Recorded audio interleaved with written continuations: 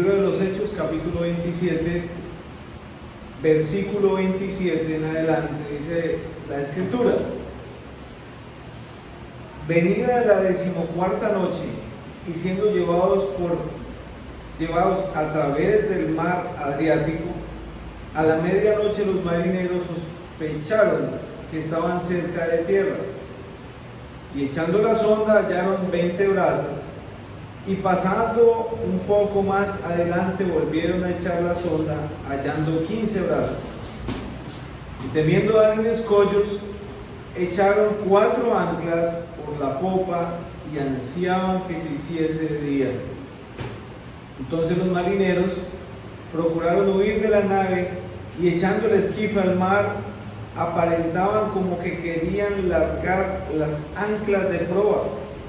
Pero Pablo dijo al centurión y a los soldados: si estos no permanecen en la nave, vosotros no podéis salvaros. Entonces los soldados cortaron las amarras del esquife y lo dejaron perderse. Cuando comenzó a amanecer, Pablo exhortaba a todos que comiesen diciendo: este es el 14º día que veláis y permanecéis en ayunas sin comer nada. Por tanto ruego que comáis, porque por vuestra salud, pues ni aún un cabello de la cabeza de ninguno de vosotros perecerá. Amén. Ojalá hasta ahí por el momento. En este suceso, en este hecho, lo que estaba aconteciendo, el apóstol Pablo había sido preso por predicar el evangelio, y él lo llevaban en un barco hacia Roma. Ese es como el contexto. Y entraron en una tormenta, y muchos días llevaban allí, no sabían cómo, estaban perdidos en alta mar, una tormenta inmensa, no sabían qué hacer. Y estamos hablando de personas, de marineros que sabían de su oficio, pero no escucharon la voz del apóstol Pablo. Entonces, en medio de esta tormenta, ellos, para que la embarcación no naufragara, dice ahí que echaron 4 anclas, echaron una sonda y calcularon cuántas brazas había, más adelante otras, y ya habían menos. Entonces prontamente iban a chocar, iban a llegar a alguna tierra, iban a golpear en escollos y la embarcación se iba a perder. Entonces ellos largan estas 4 anclas para que la embarcación se sostuviera y no pereciera. En la vida como cristianos, la vida cristiana tiene mucha similitud, hermanos. Nuestra vida como creyentes es como si fuera una embarcación, y nosotros debemos de mantener a flote nuestra embarcación para que no perezca, para que no naufraguemos en nuestra vida.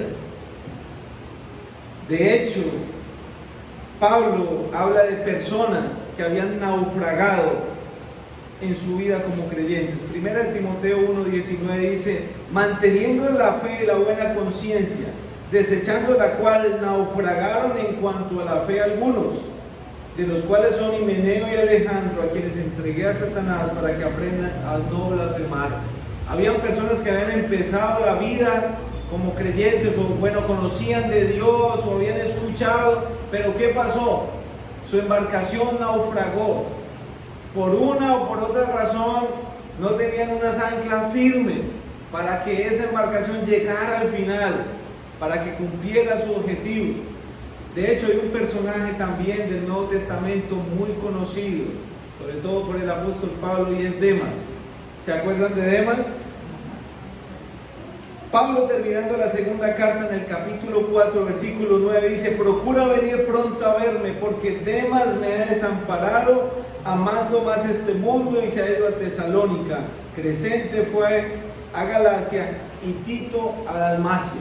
Otra persona que empezó como creyente. De hecho, en la carta a Filemón, Demas se figura como mi colaborador, uno de mis colaboradores. En Colosenses, Pablo solo escribe: saluda a Demas, ya fríamente. Y aquí en Timoteo Pablo habla de Demas. Demas se ha ido amando más este mundo. Empezó, se pausó y declinó. Naufragó en su vida espiritual, huyó. Y en esta mañana quiero hablar de 4 anclas.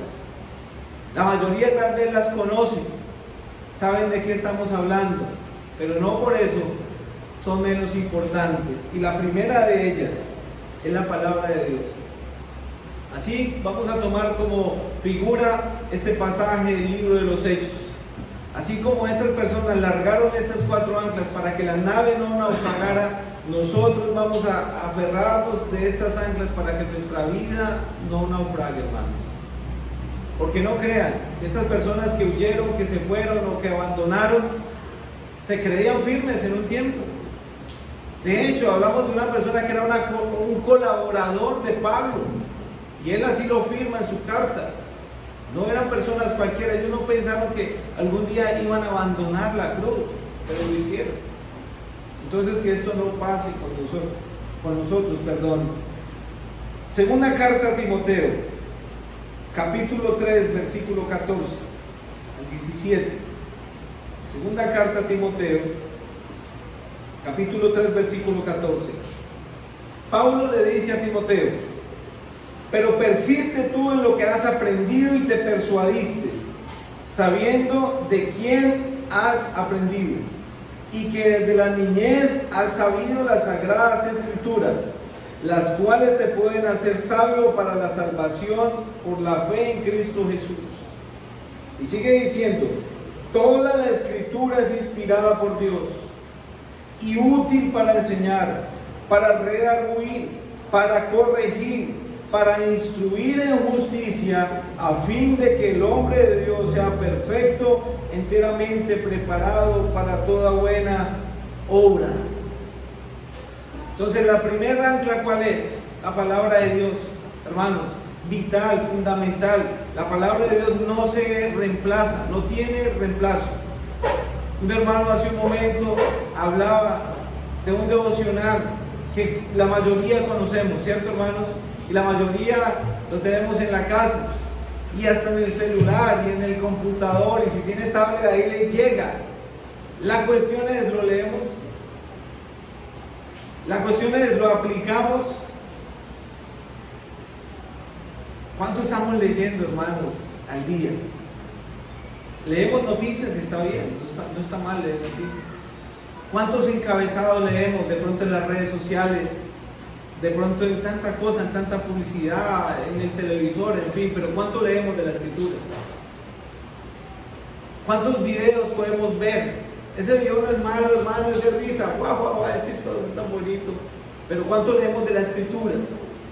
¿Cuánto nos estamos nutriendo? Y acá Pablo le dice a Timoteo, sabiendo que desde la niñez, sabemos que la madre de Timoteo, la abuela de Timoteo, lo instruyeron en la palabra. Y este fue creciendo en la palabra, y este usó la palabra, y este persistió en la palabra, y este se movió por la palabra, porque es necesario que nuestra vida sea una vida de creyentes bíblicos, no de practicantes que no sabemos ni por qué asumimos algún rol o practicamos algo, sino porque la Biblia lo dice, cómo lo dice y por qué lo dice. Dejemos de ir a la palabra, hermanos. Y saben, otra razón, ahí mismo lo leemos, porque la Biblia es útil. Es útil para todo. Pero dice ahí en el versículo 16, toda la escritura es inspirada por Dios. Empecemos por ahí. Toda la escritura, desde la primera letra, hermanos, de Génesis hasta la última letra de Apocalipsis, toda la escritura es inspiración divina. Es la mente de Dios que se plasmó aquí en palabras, en letras. Es la voluntad de Dios que llegó a nuestra vida para que nosotros conozcamos a Dios. Es importantísimo. Toda la escritura es inspirada por Dios, absolutamente toda. Hay cosas que tal vez no entendemos. Cuando vamos de pronto al Levítico, cuando vamos por allí a esos libros sapiensales, Y hay proverbios tan profundos y cosas tan importantes, hermanos, pero si las leemos, las releemos y le pedimos a Dios que nos muestre su palabra y su voluntad, vamos a encontrar un océano de sabiduría ahí en la Escritura. Y muchas veces lo despreciamos. Muchas veces perdemos el tiempo, hermanos, y hay que ser sinceros. Debemos ser honestos. ¿Cuánto tiempo gasta usted, hermano y hermana? Porque ya no podemos decir que es solo para los hermanos. ¿Cuánto tiempo, joven, niño y anciano y anciana, porque se ve hoy en día, cuánto tiempo gasta usted en las redes sociales? Perdiendo el tiempo. ¿Cuánto tiempo andamos en la palabra? ¿O será que cuando vamos al teléfono o a alguna otra diversión, vamos con la misma ansia o con el mismo gusto que cuando vamos a la Biblia? ¿O vamos como el niño regañado? Vamos a hacer el devocional, hijo. Pero si va a hacer, no, sí, papá, sí. Pero rápido. O vamos ansiando. ¿Qué es lo que el Señor quiere decir? Oiga, yo no he entendido este versículo, lo voy a leer 10 veces, me lo voy a aprender de memoria. Voy a meditar en él todos los días. Voy a pedirle al Señor que me muestre su voluntad. Hermanos, ¿saben por qué muchas veces cometemos tantos errores en nuestra vida? ¿Por qué andamos cabizbajos? ¿Por qué hay creyentes tan inmaduros? Años y años en el Evangelio. Y la hermana, ¿por qué está brava? No, porque el hermano no la saludó. O así, cosas así. ¿Por qué no? ¿Por qué hay inmadurez? Porque no hay la Escritura en el corazón. No está morando la palabra en el corazón.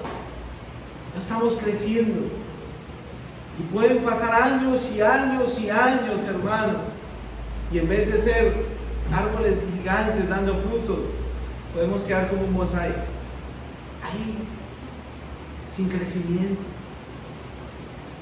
Pero hoy les invito, hermanos, a que se aferren a la palabra de Dios, a que lean la Biblia con hambre y con sed. Señor, muéstrame tu voluntad. Señor, quiero saber qué es lo que significa esto. Señor, por favor, ¿qué es lo que debo hacer? ¿Y por qué no sé? Bueno, hasta que no vaya a la Escritura y Él me muestre, no voy a avanzar. Dice la palabra de Dios en Romanos 12:2: no os conforméis a este siglo, sino transformaos por medio de la renovación de vuestro entendimiento, para que comprobéis cuál sea la buena voluntad de Dios, agradable y ¿qué? Perfecta. ¿Cómo vamos a conocer la voluntad de Dios? Leyendo la Escritura. Hermano, ¿cómo sé si esta decisión está bien? ¿Cómo no sé? Voy a la Escritura, debo tener tiempo de lectura, para que cuando llegue la situación yo sé cómo actuar, porque la Biblia dice tal cosa, la Biblia dice esto. Hermanos, leí una biografía, yo creo que algunos lo conocen, George Mueller, el hombre de los orfanatos, un hombre que fue en su tiempo marcado por la fe, un creyente con convicción, y tuvo un orfanato de muchos niños, y muchos llegaron a los pies de este hombre, del Señor a través de este hombre, tremendo hombre de Dios. Dice la biografía que habla de este hombre, que él leyó 200 veces la Biblia, 200 veces, 50 de ellas las leyó de rodillas. Una persona aferrada a la Escritura. De hecho, él oró por más de 50 años por un amigo de la infancia, un amigo de toda la vida. Y todos decían, pero ¿usted sí cree que él sea? Claro, yo creo. Y él murió, y este hombre todavía no se convirtió. Él no pudo ver la conversión de un amigo, más de 50 años. Pero gracias a Dios, él se convirtió después, por las oraciones de este hombre, porque ese hombre se aferraba a lo que decía la palabra. Sin fe es imposible agradar a Dios. Y es necesario que el que se acerca a Dios crea que le hay, y que Él premia, que Él galardona a los que le buscan. Y eso es bello, hermanos, cuando nosotros entendemos la Escritura. Si no leemos la Escritura, no vamos a tener confianza en Dios, no vamos a conocer a Dios, no vamos a creer en sus promesas. ¿Será que sí? De pronto, sí, yo creo que Dios de pronto. No, si no sabe de la Escritura, no vamos a creer en Dios. Y algo más maravilloso todavía, la palabra de Dios, ¿a quién nos muestra desde su inicio hasta su fin? A nuestro Señor Jesucristo. Eso es lo más bello de la Escritura. Hay tantas cosas tan hermosas, hermanos. Podemos saber cómo ser mejores padres, mejores hijos, mejores varones, mujeres comprometidas con el Señor, en fin, tantas cosas, cómo manejar nuestras finanzas, es tan vital también, cómo ser mejores hermanos, cómo portarnos en la sociedad, todo lo dice la Escritura, pero lo mejor, hermanos, es que habla de nuestro Señor, de nuestro Salvador. En el Antiguo Testamento, por medio de profetas, por medio de figuras, por medio de ciudades, por medio de reyes, por medio de eventos, está hablando de nuestro Señor, de nuestro Salvador, hasta que Él llega aquí, pone sus pies sobre la tierra y muestra que efectivamente lo que decía la palabra de Él se cumplió. Y ahí estaba nuestro Salvador y un día murió por nosotros en la cruz. Y lo más maravilloso aún es que la Escritura muestra el momento en que el Señor nos hizo libres en la cruz del Calvario. Y yo creo, hermanos, que cada vez que venimos a la cena, yo sé que nuestro corazón se debe quebrantar, a veces no somos tan expresivos, pero recordemos ese momento, hermanos, en que nuestro Salvador está allí, lo dice la Escritura, aún Él mismo lo dijo lo que iba a padecer. Y cuando Él está allí en el monte Gólgota, está allí en esa cruz, en la parte más alta, y Él está bebiendo la copa de la ira, del furor del Dios Todopoderoso. Y está allí como un pararrayo. Y saben que cuando un rayo va a caer, busca la parte más alta. Él va a tocar lo más alto, o sea, lo más elevado de la tierra, ahí es donde va a caer. Nuestro Señor estaba allí como si estuviera esperando ese juicio, ese látigo, la ira del Dios Todopoderoso que debía caer sobre nosotros. Cae sobre nuestro Señor Jesucristo y aplasta todo lo que Él es. Y fue tal el impacto que si usted mira la Biblia en Mateo 27, hubo un terremoto y las piedras se partieron y el camino fue abierto. El velo del templo se rasgó en dos, de arriba a abajo. Imagínense la potencia de la descarga del juicio de Dios sobre nuestro Señor Jesucristo, que aún la tierra sufrió. ¿Y dónde lo dice? En la Escritura, hermano. Por eso es tan hermoso leerla. Podemos leer datos importantes, libros importantes, y es bueno, hermanos, no dejen de leer, el de leer está el saber. Pero ningún libro se compara con la Biblia. No hay libro, hermanos, que se compare con la sagrada palabra de Dios. Es hermoso. Si la Biblia mora en nuestra mente, en nuestro corazón, esa va a ser un ancla firme que va a impedir que nuestra vida como creyentes naufrague, para que no nos pase lo que le pasó a Demas. Amén. La segunda ancla la encontramos en Mateo 26, 41. Ya ustedes pueden saber de qué se trata. Evangelio de Mateo, capítulo 26,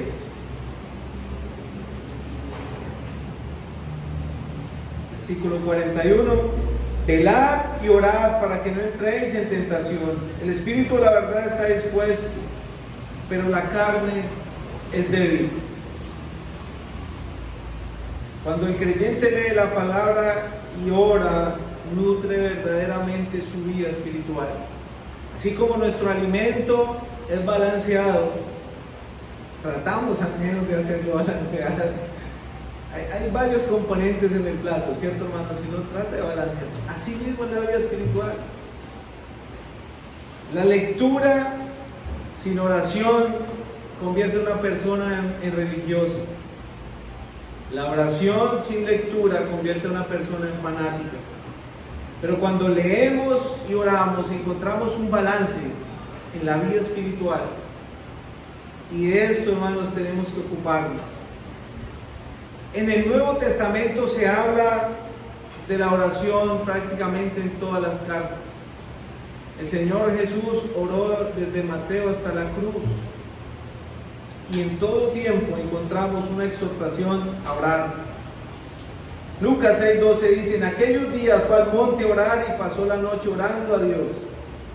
Cuando era de día, llamó a sus discípulos y escogió a 12 de ellos, a los cuales también llamó apóstoles. Pasó toda la noche orando nuestro Señor. Hermanos, no repitamos la mentira que de pronto el mundo quiere que nosotros repitamos. Es que no tengo tiempo. Dejemos eso, hermano. Sí, bueno, si no lo hace, lo felicito. Pero si lo hace, hermanos, cambiemos esa frase. No tengo tiempo. Tiempo sí hay. De pronto no tiene tiempo para el Señor, es diferente. Pero tiempo sí hay. Seamos balanceados. Claro, es importante el tiempo de trabajo, tiempo de familia, tiempo de recreación, pero el tiempo del Señor. Y tal vez nosotros tenemos la costumbre de clasificar ese tiempo y el último tiempo es el tiempo del Señor. Ya cuando estamos cansados, ya cuando Señor, amén, ya cuando ya no hay tiempo, pero para el Señor. Pero muchas veces sacrificamos nuestro tiempo en todo lo contrario. Primero diversión, familia, trabajo, o al contrario. Pero el Señor siempre ocupa el último puesto. Y la cuestión es que ustedes no saben, es que mi trabajo, es que no, es indisciplinado, que es otra cosa. Porque si usted tiene un tiempo laboral extendido, rectifique su vida, haga un balance y dale el tiempo al Señor. No hay excusa, hermano, no hay excusa. Hay personas que oraron en el Antiguo Testamento y los ve uno muy ocupados. Daniel, dice la Escritura, que oraba 3 veces al día. Y era una persona ocupada, trabajaba allí donde fue deportado y no era fácil para la vida de Daniel. Moisés, un hombre de Dios que tenía a cargo un pueblo duro de servir, dice la Escritura. Todos los días, hermanos, se enfrentaba a luchas, todos los días, pero todos los días pasaba tiempo con Dios. Y el apóstol Pablo ni se diga, nos muestra, hermanos, nos muestra cómo debemos orar, cuándo debemos orar, orar sin cesar, orar. Pero el ejemplo máximo, obviamente, es nuestro Señor Jesucristo. Y la base de nuestra oración es nuestro Señor Jesucristo, la sangre de Él. Ahora, nuestro Señor oró, desde Mateo vemos al Señor siempre orando. Toda su vida fue bañada en oración. ¿Por qué? Porque Él buscaba la comunión con Dios, su dirección para Él dirigir su vida. Siendo Dios sujeto al Padre, Él buscaba la dirección del Padre, porque no he venido a hacer la voluntad mía, sino del que me envió, dijo nuestro Señor. Por eso oraba y les daba ejemplo a sus discípulos. Pero hermanos, ¿saben qué es lo más increíble para mí? Esto me conmueve. Que el Señor muere en la cruz, resucita al tercer día, se le aparece a sus discípulos, estuvo alrededor de más de 500 durante 40 días, presentándose al uno al otro, dándole directrices, se va allí a su lugar de origen, a la diestra de Dios Padre. ¿Y sabe qué hace aún por nosotros? Romanos 8:34, dice la Escritura. ¿Quién es el que condenará? Cristo es el que murió, mas aún también resucitó, el que además está a la diestra de Dios, el que también intercede por nosotros.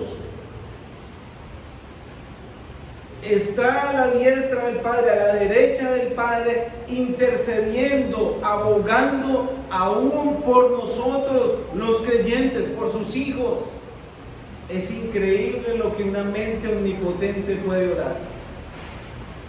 Mente de nuestro Señor. Es increíble, hermanos.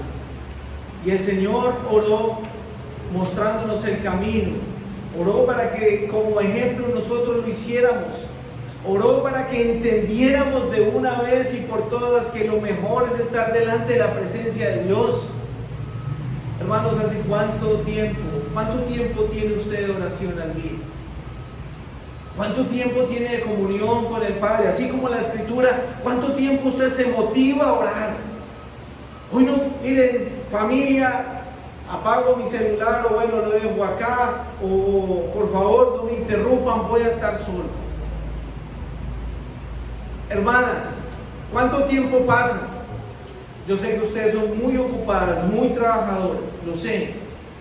Pero ¿cuánto tiempo le dedican al Señor? Alistan todo su hogar, tienen todo al día. Hijos, no me molesten, voy a estar orando. Este tiempo lo dedico al Señor. ¿Cuánto tiempo, hermanos? Hermanas.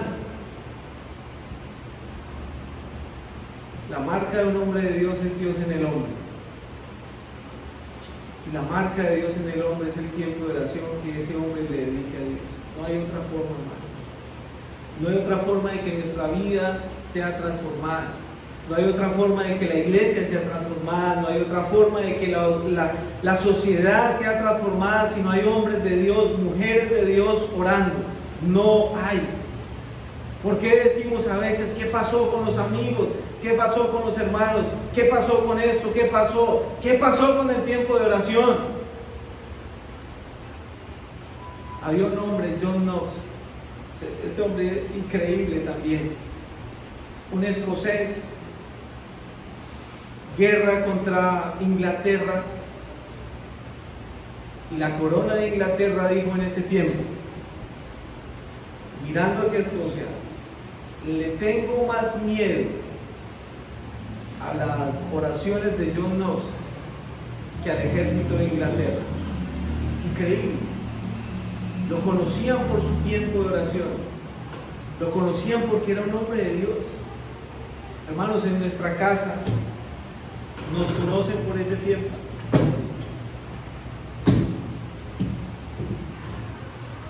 Si nuestros hijos, si le preguntaran a nuestros hijos, sus hijos, a un familiar que vive con usted, y le preguntaran, su padre, su madre, es una mujer de oración, es un hombre de oración, ¿qué contestarían nuestros hijos?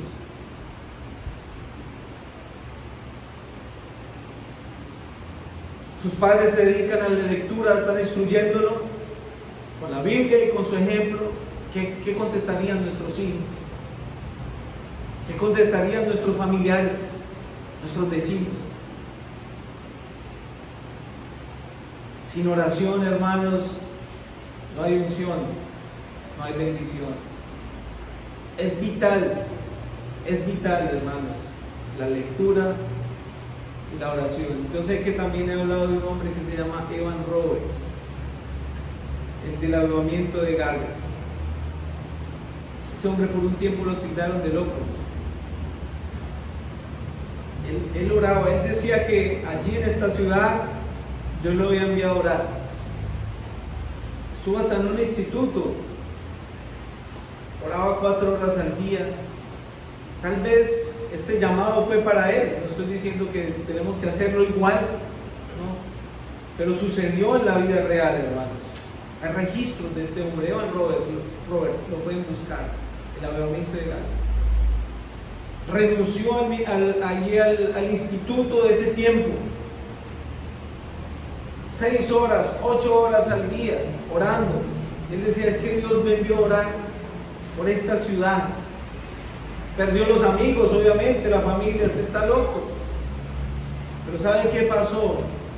Este hombre fue a predicar a las minas, porque ven unas minas de carbón, y muchos trabajadores pasaban por allí todos los días, y él se paraba en ese camino a predicarles la palabra. Esta ciudad donde él estaba era una ciudad de muchos habitantes y tenían mucho dinero. Había mucho alcohol en ese tiempo, demasiado paganismo en este lugar. Y este hombre empezó a predicar, al punto de que se empezaron a convertir tantas personas que tuvieron que llamar a una imprenta para que les enviaran más Biblias de las que ellos tenían, no daban abasto. Empezaron a cerrar los bares, cantinas, prostíbulos de este lugar. La ciudad entera fue transformada porque un hombre se dedicó a orar. De hecho, estalló una mina y él estaba cerca, y la Biblia de él se le alcanzó a quemar por partes, y esta Biblia hasta la guardaron como recordatorio de él después de que falleció. Porque un hombre fue llamado a orar, porque un hombre quiso ser usado por Dios. Y esto, hermano, no es un cuento de hadas. Pablo oraba demasiado por sus hermanos. Miremos las cartas de él y verá cómo él empieza siempre orando por vosotros, siempre orando. Hermanos, orad sin cesar. Hermanos, orad, orad, orad. Y en la iglesia, lastimosamente, hermanos, hoy día parece que esto fuera una historia, un mito, una leyenda. Es hoy que la iglesia, hermanos, debe seguir en pie, leyendo la escritura, pero de rodillas, buscando la presencia de Dios. Hermanos, esto no ha cambiado, los principios bíblicos no han cambiado. Debemos de ir a orar todos los días, todos los días, todos los días, hasta que algo acontezca, hasta que el Señor se glorifique, hasta que el Señor se manifieste, hermanos. ¿Queremos ver un cambio en nuestra familia? Yo sé que sí, debemos de orar. ¿Queremos ver mejoría en la iglesia? Debemos de orar. Por nuestra sociedad, hermanos, por la ciudad donde el Señor nos colocó, debemos de orar. Hay personas que se han colocado en las manos de Dios, hermanos, y han pagado el precio. Pero el Señor también ha glorificado su existencia donde hay una persona buscando el rostro de Él. Primer ancla, la palabra. La segunda ancla, la oración. La tercera ancla, la comunión. Lucas 22, Evangelio de Lucas, capítulo 22, versículo 54, un pasaje muy clásico sobre la negación de Pedro. Evangelio de Lucas, capítulo 22, versículo 54 dice: y prendiéndole le llevaron y le condujeron a la casa del sumo sacerdote, y Pedro le seguía de lejos, hablando obviamente del Señor Jesucristo.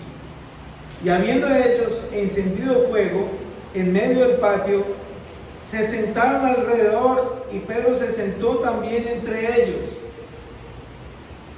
Entre las personas que habían llevado al Señor, entre las personas que tuvieron al Señor, calentaron allí algo porque estaba haciendo mucho frío, y Pedro, que le seguía de lejos, se le fue, como decimos nosotros por acá, arrunchando, ¿cierto? Hace mucho frío, estamos calentados. Pedro entre ellos. Pero una criada, al verle sentado al fuego, se fijó en él y dijo: también estaba con él. Pero él le negó diciendo: mujer, no lo conozco. No sé si esa mujer quería ocupar el puesto de Pedro, y para sacarlo de ahí le dijo: oiga, este está ahí, pero lo reconoció. Un poco después, viéndole otro, dijo: tú también eres de ellos. Y Pedro dijo: hombre, no lo soy. Como una hora después, ¿sí? O sea, la escritura nos está mostrando de que él pasó tiempo. Pasó más tiempo. Una hora ya después, todavía seguía ahí Pedro. No sé qué hacía ahí, pero ahí estaba. Otro afirmaba diciendo: verdaderamente, también este estaba con él, porque es Galileo. Y Pedro dijo: hombre, no sé lo que dices. Y enseguida, mientras él todavía hablaba, el gallo cantó. Pero miren este versículo, hermanos. Leámoslo todos, por favor. Entonces, vuelto el Señor, miró a Pedro, y Pedro se acordó de las palabras del Señor que le había dicho: antes que el gallo cante, me negarás 3 veces. Y Pedro, saliendo fuera, lloró amargamente. El Señor volviéndose, o sea, el Señor iba saliendo en el momento. Imagínense, Pedro, este hombre estaba con él, no, que no, y después llega y dice: verdaderamente, él también, este es Galileo, que no, y era el momento de que está gritando y negando, está saliendo el Señor Jesús y lo mira. Imagínense la expresión de Pedro: yo no lo conozco, yo no conozco a ese tipo. Y él voltea y el Señor de frente a él. Y el gallo canta y Pedro se acuerda. Me encanta este pasaje porque aclara eso, el Señor mirando.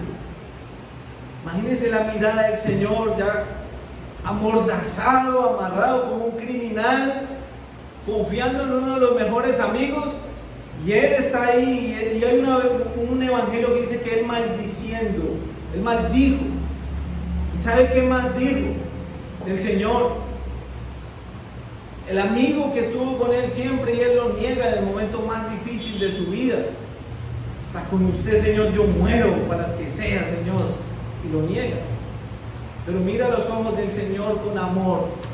Y él se acuerda y sale y llora amargamente.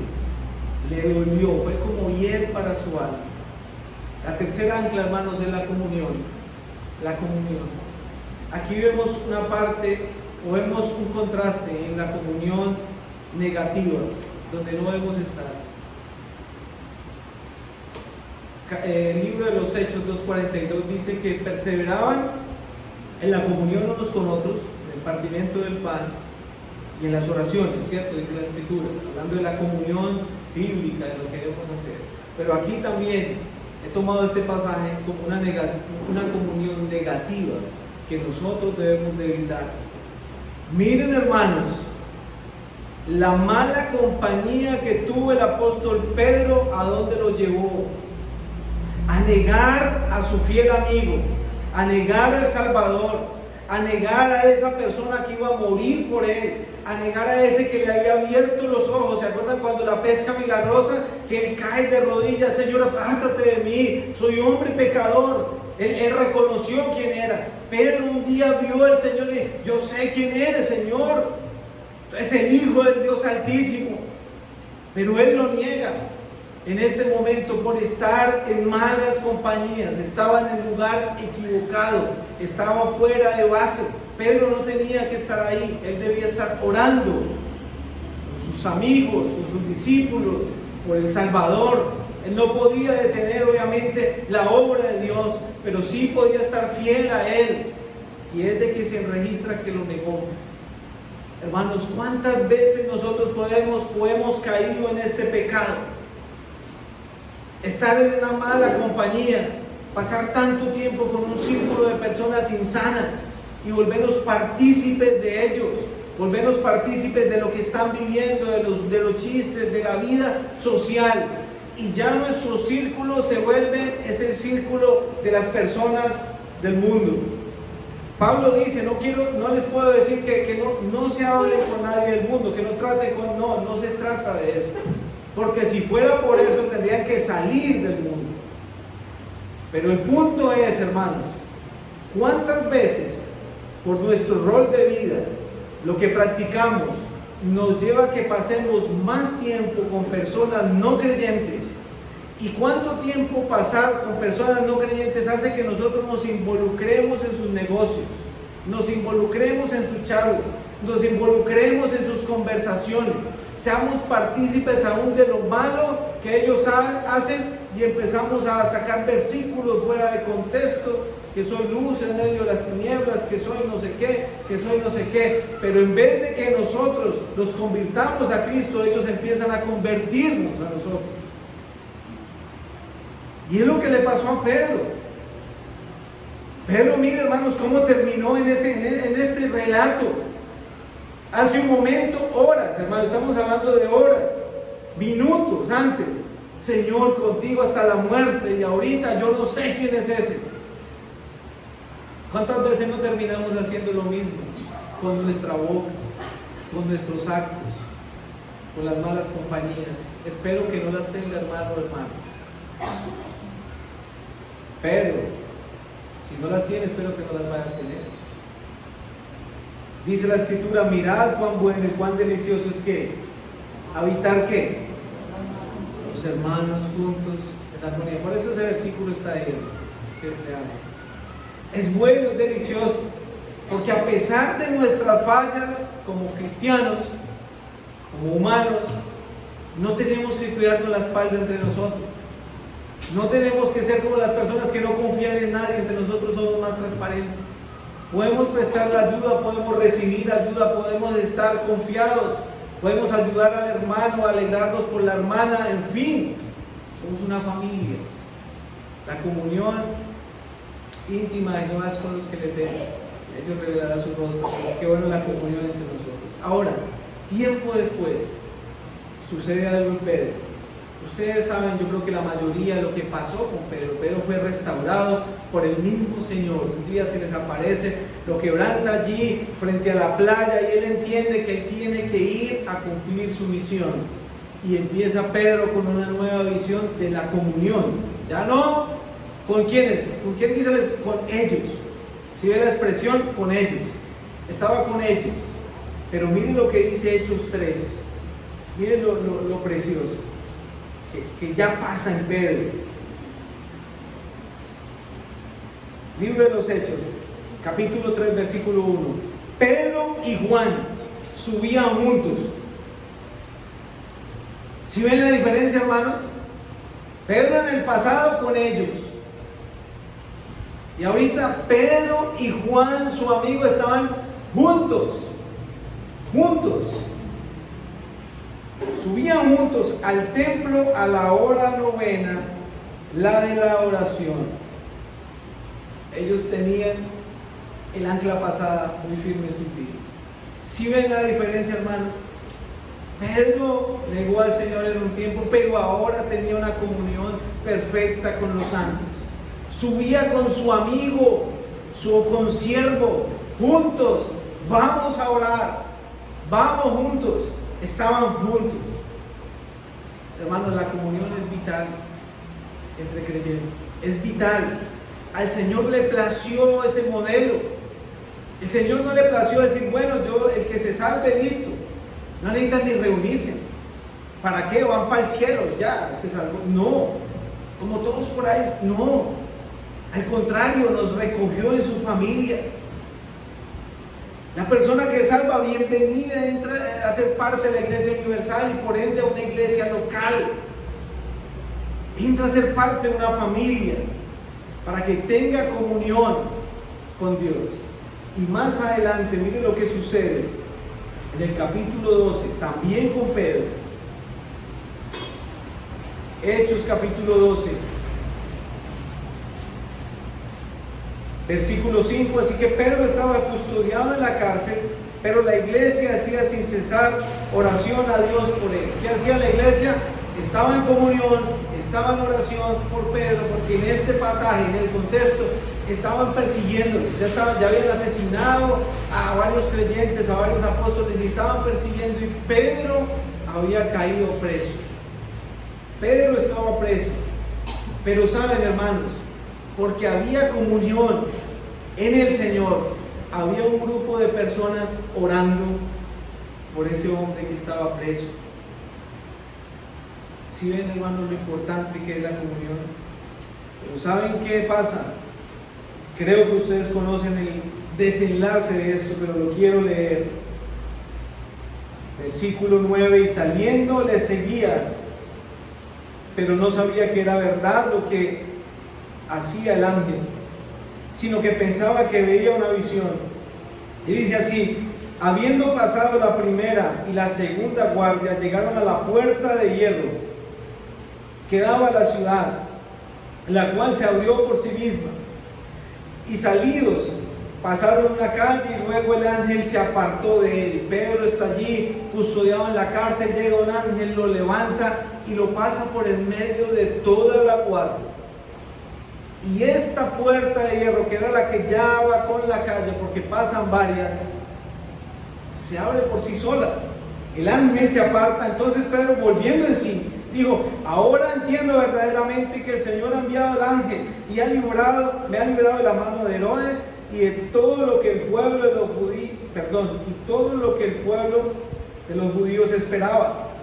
Y habiendo considerado esto, llegó a casa de María, la madre de Juan, el que tenía por sobrenombre Marcos, donde muchos, miren la expresión, donde muchos estaban reunidos orando.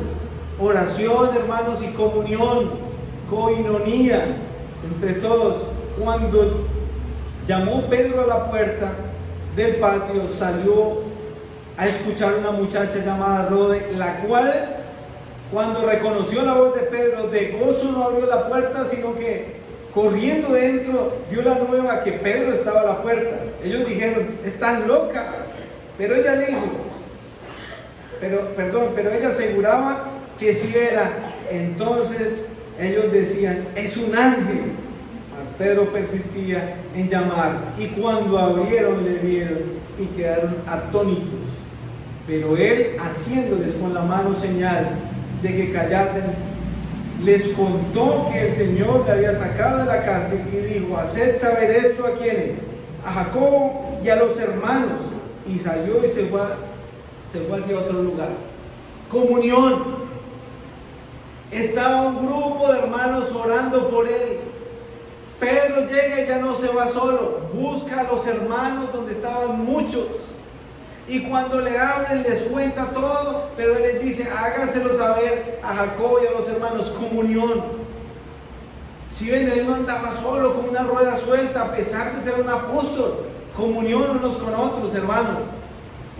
Pero hay algo también bonito. Hay una puerta que la abrió el Señor, ¿cierto? En la casa. Cuando Pedro llegó a la casa de María y de todos los hermanos, el Señor no le pudo haber abierto la puerta a él. ¿Cierto que sí? Se abrió la de la cárcel. Otra de más no estaría mal. Pero esa puerta no la abrió el Señor. Esa puerta se la tuvieron que abrir los hermanos. Mis hermanos, así pasa también con nuestra vida. Muchas veces tenemos esa puerta ajustada. Tenemos una fachada donde no pase. Yo creo que nosotros debemos de abrir la puerta a nuestros hermanos, unos a otros, tener esa confianza, una confianza espiritual, una confianza sana en el Señor, y abrir la puerta a nuestro hermano, a nuestra hermana, para que tengamos comunión unos con otros. Es importantísimo. Pedro entendió la lección, ¿sí? Negó al Señor, comunión con el mundo, pero se reivindicó y empezó su vida a caminar en comunión con el Señor y con los suyos. Y por último, como cuarta y última ancla, tenemos la esperanza en el Señor. Vamos a la epístola a los Hebreos, capítulo 6. Epístola a los Hebreos, capítulo 6, versículo 18.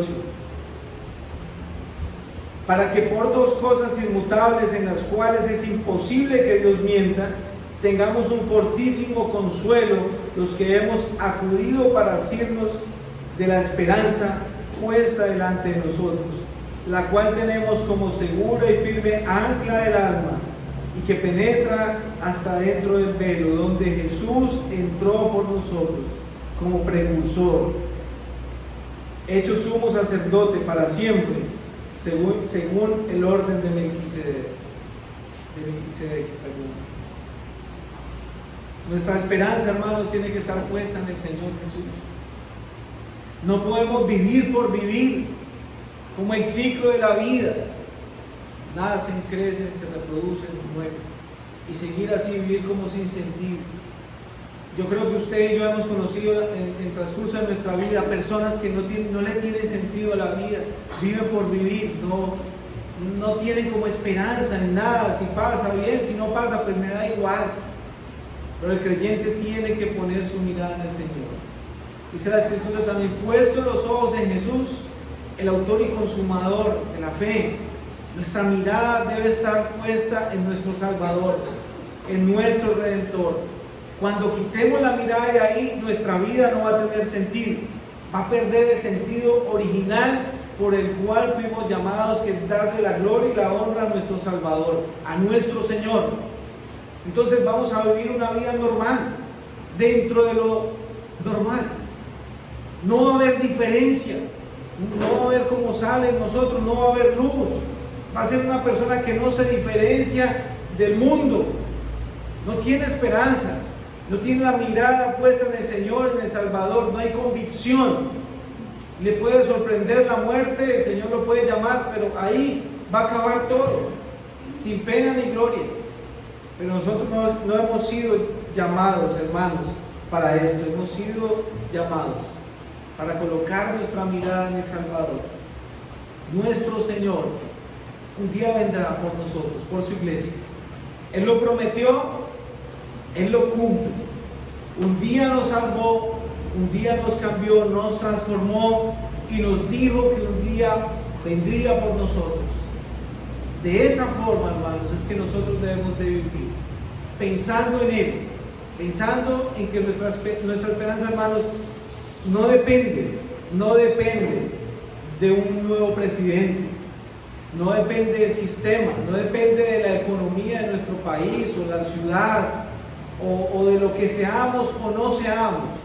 Nuestra vida no depende de eso, nuestra vida depende de nuestro Salvador. Pero si nuestra mirada no está en Él, vamos a estar preocupados, sosegados, ansiosos por lo que está pasando alrededor o por lo que pueda pasar. O hay personas que se preocupan porque no está pasando nada. Más preocupado, hace rato no pasa nada. Así pasa. Pero hermanos, cuando nosotros ponemos nuestra mirada en el Señor, esa esperanza nos alienta, esa esperanza nos consuela, nos conforta, porque podemos pensar: yo pude haber nacido en otro país donde no ha llegado el Evangelio, donde no se permite predicar el Evangelio, no pude conocer una Biblia, pero gracias a Dios me permitió estar en un lugar donde tengo la palabra, donde tengo un lugar donde congregarme, donde puedo orar, donde conocí al Salvador. Pero ¿sabe qué es lo más maravilloso, hermanos? No vamos a ser condenados. Un día el Señor vendrá y vamos a estar con Él para siempre allí en el cielo. Hay esperanza para nosotros. Hemos de vivir con gozo el tiempo que nos queda, porque realmente el tiempo es corto, estamos de pasajeros aquí. Puesto los ojos en Jesús, el autor y consumador de la fe.